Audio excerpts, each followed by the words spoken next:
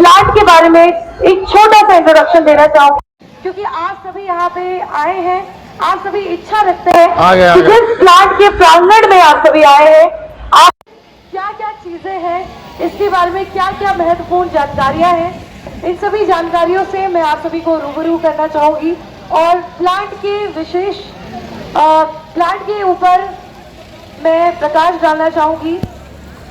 तो मैं बता दूं कि अनाज आधारित देश का पहला प्लांट है आपके अपने बिहार में। एक बार इसी बात पे आप सभी की जोरदार तालियां होनी चाहिए।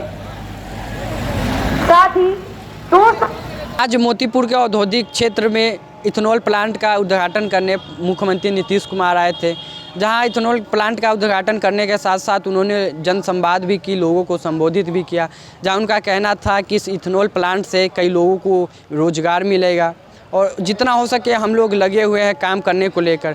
वहीं एमएलसी दिनेश सिंह और सांसद बीना देवी भी मौजूद थी, जहां उनके पुत्र और पुत्री के द्वारा इसको संचालित किया जाता है। आइए सुनते हैं उनके पुत्र और पुत्री ने क्या कुछ कहा है। लेकिन मैं आपको एक बात बता दूं, जहां चाह वहां राह।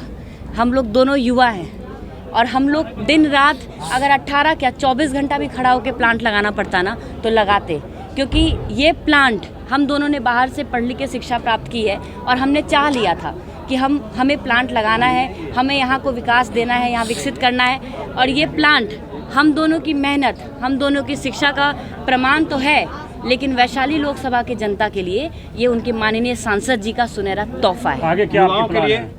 युवाओं के लिए रोजगार, युवाओं के लिए रोजगार है, संदेश जो पढ़े रोजगार, उम्मीद, होप, ये सारी चीजें हैं यहाँ पे। जब हम लगाएंगे तो बाकी और 2-3 और प्लांट लग रहे हैं, डीडीजीएस प्लांट लग रहे हैं। बिल्कुल, हम इथेनॉल लगा रहे हैं तो 2 डीडीजीएस का प्लांट लग रहा है। मेरा हमारा बाय प्रोडक्ट है। लगाएंगे यहाँ पे सड़कें वगैरह डेवलप हो रहा है ना। युवाओं को एक मैसेज और देना चाहूँगी, खासकर महिलाओं को।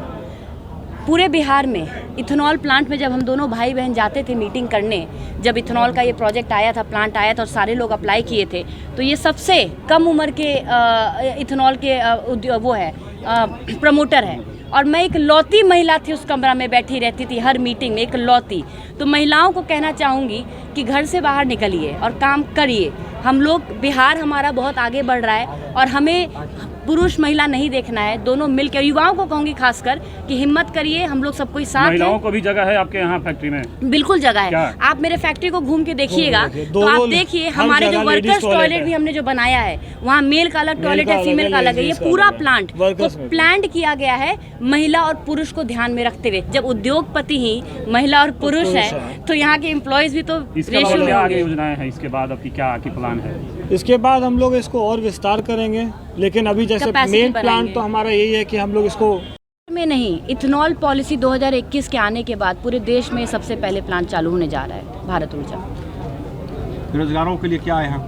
रोजगार की क्या, कितने लोगों को रोजगार मिलेगी यहाँ आपकी कंपनी? देखिए, प्रत्यक्ष और प्रत्यक्ष अगर दोनों को लेके जाया जाए तो हज़ारों के तादाद में यहाँ पे लोगों को रोज़गार मिलेगी। और जब भी कहीं इंडस्ट्री आता है तो रोज़गार के साथ साथ पूरे जिला, पूरे क्षेत्र का विकास होता है। यहाँ पे प्रत्यक्ष रूप से भी बहुत लोगों को रोज़गार मिलेगा, डायरेक्ट एम्प्लॉयमेंट भी मिलेगा।